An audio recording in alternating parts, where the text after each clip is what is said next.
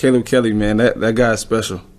He's been through a lot here. Being able to overcome two season-ending injuries speaks volume because, you don't see many guys go through that, while they're in college, and most guys don't even know how to handle that.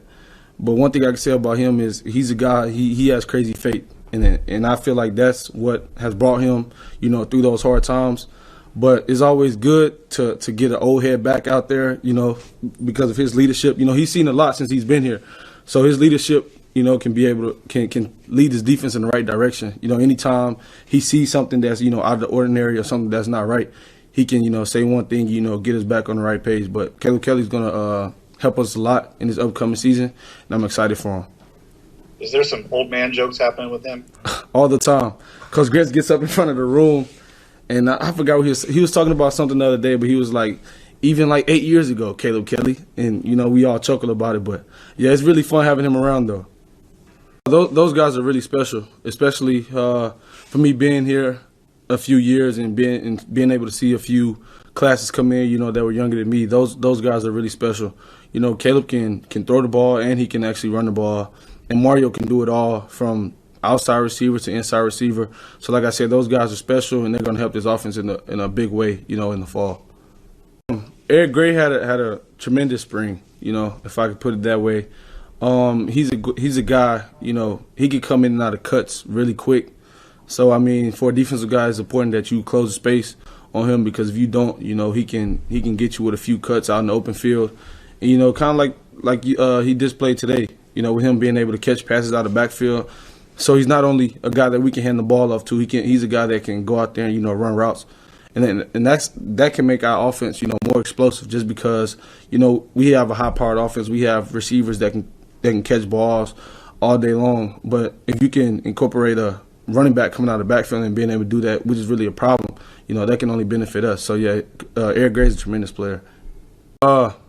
Yes, there was a few guys that came to mind. Guys like Justin Broiles, Bryson Washington, even Kendall Dennis. Like I've said in previous interviews, anybody that plays in the secondary, they can go out and, they can play different positions.